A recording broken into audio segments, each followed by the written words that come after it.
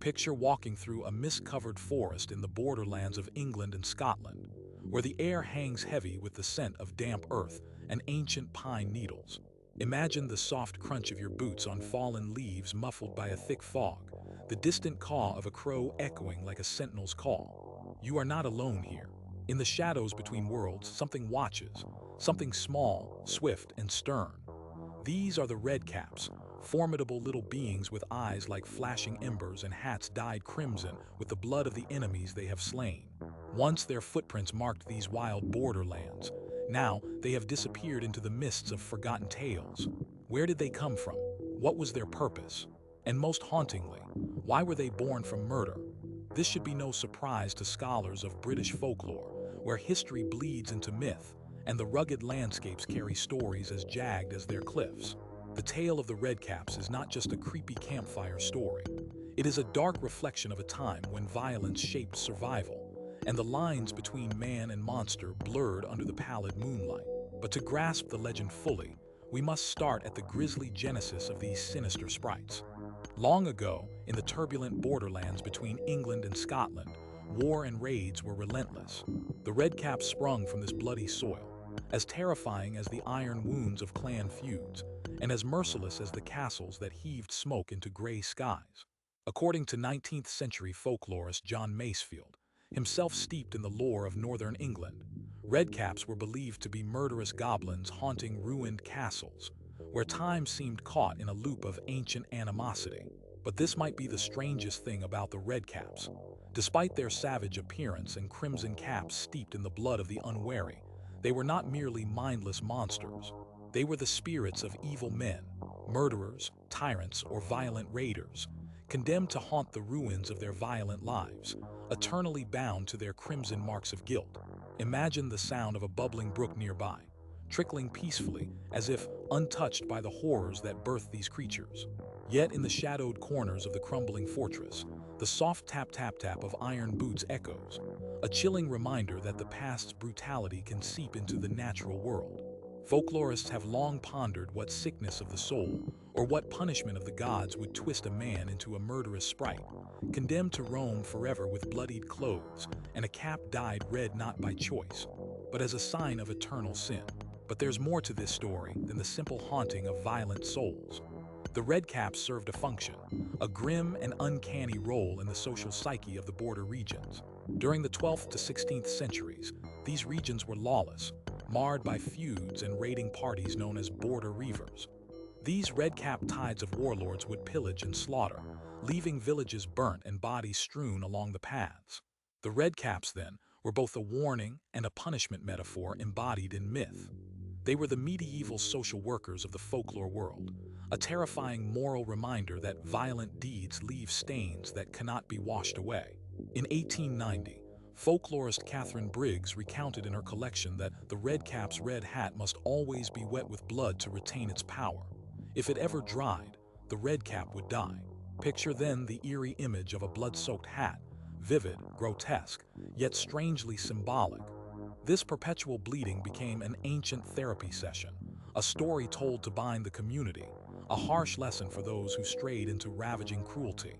The Redcap was nature's version of security cameras, ensuring that evil acts were not forgotten, reminding the restless dead and living alike that violence breeds eternal consequences. What these tales really reveal is a psyche tuned to cycles of retribution, an understanding deeply embedded in a fragile landscape where betrayals had swift and brutal responses. But the Redcap was more than just the embodiment of punishment. Their red caps also acted as a seal, marking them as spirits trapped between life and death, cursed by their own hand. This liminal state taught the inhabitants of the border country about justice and retribution in a world where human law was often absent or impotent. The stories tell us something else too, that the Redcaps appear mainly in ruined castles and desolate towers, places marked as death's own playgrounds. This has a cultural resonance that goes beyond simple superstition. Ruins in the oldie world were thresholds between worlds, where the living might glimpse the restless dead. To the people of the Anglo-Scottish border in the late medieval period, the Redcap was a guardian of these thresholds, a sinister but necessary force to police the forgotten spaces and histories. In this way, they were the original environmental activists of their time, but in reverse, protecting their domain with malevolent ferocity, demanding respect for boundaries both physical and spiritual. As the centuries passed, and peace slowly stitched the borderlands into a quieter existence, the Redcaps began to fade from collective memory, their eerie task no longer necessary in a modernizing world, where courts replaced raids, and police took the place of vengeful spirits. Yet even now, echoes of these blood-stained sprites linger in shadowy stories and folk horror, reminding us how deeply violence and justice were intertwined in shaping our mythic ancestors. But beneath this behavior lay something disturbing, an acknowledgement not merely of evil, but of the human condition itself. The Redcaps remind us that men who commit murder become ghostly warnings not out of cruelty, but because their acts fracture not only their victims, but the very fabric of social order. Their cursed blood-red caps are symbols of guilt made manifest, inheriting a terrible immortality through the spectral bloodstains no one can wash away. Evoking the scent of wet stone and old blood, these tales make us confront the uncomfortable truth that those who spill blood will be forever stained. Redcaps teach us about consequences that echo beyond death, serving as grim sentinels in a world where mercy was hard-won and justice brutal. In a sense, they were nature's version of security cameras, but more than watchers, they were the haunting history of violence writ large in folklore, a chilling way to keep the horrors of murder alive in the collective memory. Think of the Redcap not just as a monster, but as a story forged in the fires of raw human emotion, hatred, vengeance, and the desperate desire for restitution. They are echoes of the political and social turmoil of the borderlands, where ancient feuds were not just stories, but matters of survival. Their existence reflects a world where the past bled into the present in visible forms, and where folklore encoded profound social truths beneath terrifying images. Yet, the Redcaps also serve as cautionary figures in broader cultural terms. They were invoked to remind young men that their violent actions would not be forgotten, that certain sins carry marks not just seen by men, but by the spirits themselves. This is why storytellers in 17th century Northumberland, capturing oral histories handed down from centuries earlier, warned children that a red cap drying of blood meant that a restless spirit would soon rise in wrath. These warnings were more than superstition. They were early attempts at what modern psychologists might call collective trauma processing, teaching a community how to grapple with violence and guilt in ways their time could understand. Imagine the fog rolling in thick as you sit by a fire in a rural Scottish cottage, the shadows flickering on rough stone walls. An elder leans in and spins the tale. Redcaps are born from murder, aye. They wear the hats dipped in the blood of those they killed, cursed to roam until their guilt can be paid in full, though none can. The fire crackles, a metaphorical heartbeat for the story, and as the night deepens, you feel the weight of ancient justice pressing in. These stories were the ancestors' way to illuminate the darkness of war and crime, creatures born from human blood serving as eternal messengers of consequence. However, as we move into the modern age, the Redcaps have all but vanished from popular imagination, replaced by less specific archetypes, vampires, zombies, and shadowy stalkers, that no longer carry the raw moral weight of their predecessors. We've lost something precious here. The intimate connection between myth and communal ethics, the idea that our stories are a map of the soul's boundaries as strongly as they are a catalog of monsters. In modern folklore and horror cultures, the Redcap survives mostly through fantasy literature and games, where their bloodied hats and grim disposition are caricatured without the rich social meaning that once defined them. This loss of context matters because it reflects a broader cultural shift, away from a world where human actions were seen as spiritually consequential toward one dominated by rationalism and secular justice systems. Yet, the Redcaps still whisper to us from the shadows of history, reminding us that our ancestors once wove their fears and hopes into powerful stories that functioned like ancient therapy sessions, confronting communal trauma through myth. They bring to light the uncomfortable truth that our violent pasts are not simply pages in books but living stories that shaped our moral understanding and sense of justice. So what were the Redcaps really? They were more than cap-wearing goblins with blood-drenched hats. They were spectral embodiments of guilt and retribution, harbingers of a brutal world where murder never went unpunished, where justice was as wild and unforgiving as the borderlands themselves. And why did they disappear? Because the world changed. Law and order took root, and the old ghosts found no place in a world of courts and police. But their legend endures, a testament to the power of folklore to enshrine human truths masked as horror. Now, as we venture further into their story, prepare to delve into the bloody genesis of the Redcaps, the murder from which they spring, and meet the tragic figures who refuse to rest in peace, forever stained by their deeds. This story is not for the faint of heart, for it reveals the darkest corners of human nature and the mythic echoes of violence immortalized in blood-red caps. Now, as the moonlight drapes the ruins in silvery shadows, let us journey deeper into the very heart of the Redcaps' dark genesis, a murder so vile that it cracked the fragile veil between life and death, giving birth to these blood-bound harbingers of vengeance. Picture, if you will, a cold autumn night in the borderlands of Northumberland. A medieval tower stands isolated against the restless winds, scarred by battles long past. Within, the air is thick with the scent of damp stone and rotting timber. A lone figure, a notorious border reaver named Alistair, known for his brutal raids and merciless hand, plots his next strike. His red cap, soiled and worn, is a symbol not only of his loyalty, but of his thirst for bloodshed. The tale, as told by 17th century balladeers and recorded by folklorists like Joseph Jacobs, recounts a night when Alistair, driven by greed and rage, slaughtered an innocent family sheltered within the crumbling castle walls, a heinous act that shattered not only flesh and bone, but the fragile honor codes of clan and kin. The murder was swift, cruel, the blood so copious it seeped into the earth, staining the flagstones eternally. Yet, as the dawn crept over the hills, Alistair found no rest. His red cap, dipped in the lifetime's blood of his victims, pulsated with a cursed life of its own, binding his soul to the bloodied scene of his crime. From that moment, he became the first Redcap, a spirit condemned to prowl the ruins, snapping his iron-shod boots against the stones, hunting intruders with a savage intent, eternally soaked in the bloody stain of guilt. This night, recounted in whispered warnings through generations, encapsulates the unique origin of these beings, not born out of pure evil, but as a grim consequence of murder, justice distorted through supernatural binding. The Redcap was not simply a ghost. He was a walking symbol of the inescapable price of violence. This should be no surprise, considering the brutal reality of the Anglo-Scottish border from the 12th to the 16th centuries, a tumultuous era when clans waged private wars, and life's value was often measured by strength and unforgiving retribution. The Redcap, then, emerges as one of the oldest forms of spiritual debt collectors, terrifying emissaries of a world where mortal sins could never be washed clean. But there's more to this story, a haunting complexity layered beneath the blood-soaked myths. The Redcaps embodied a psychological truth about the consequences of violence, what modern psychologists might call collective trauma given shape in folklore.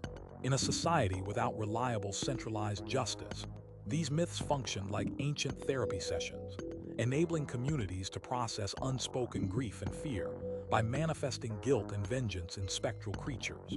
These sprites became walking reminders that violence festers and taints the land itself, an unhealable wound in the body of community and nature. In this sense, Redcaps were more than just brutal monsters.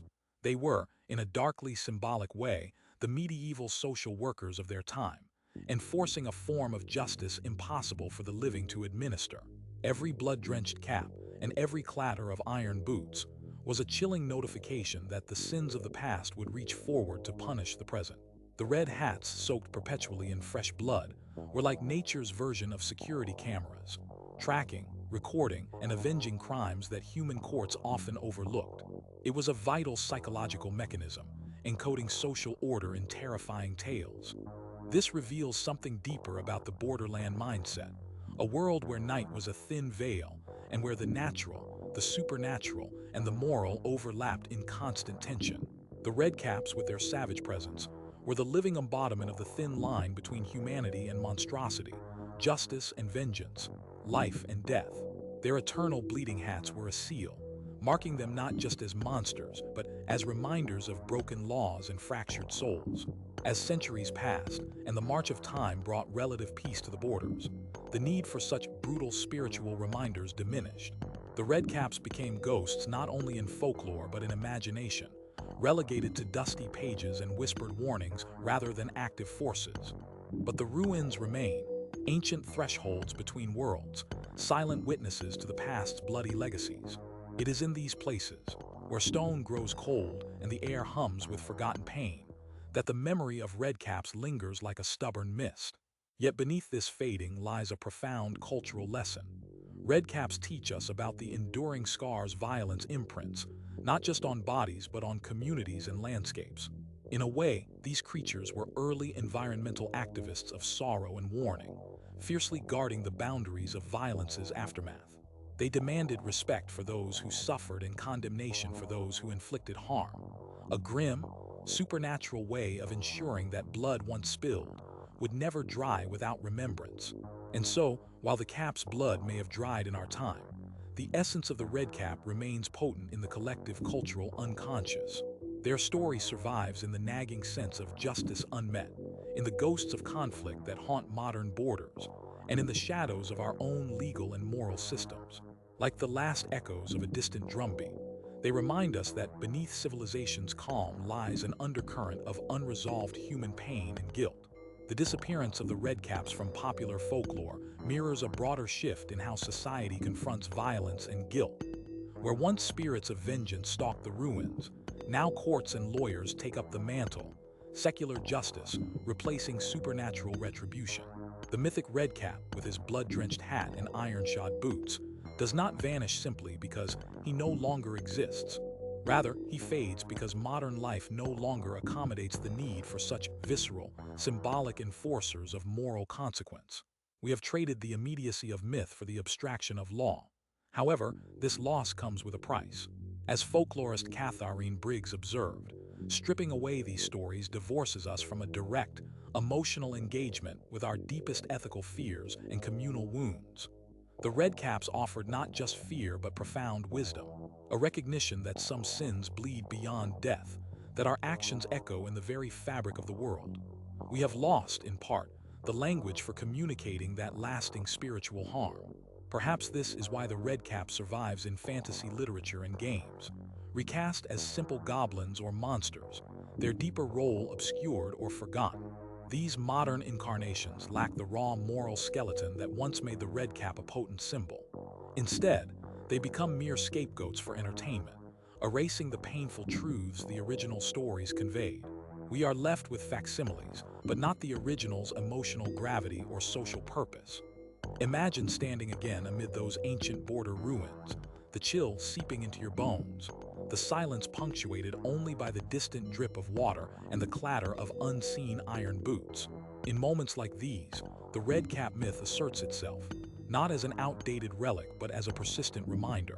A reminder that violence leaves stains impossible to erase, that justice is a force both terrifying and necessary, and that guilt can bind a soul long after death's door closes.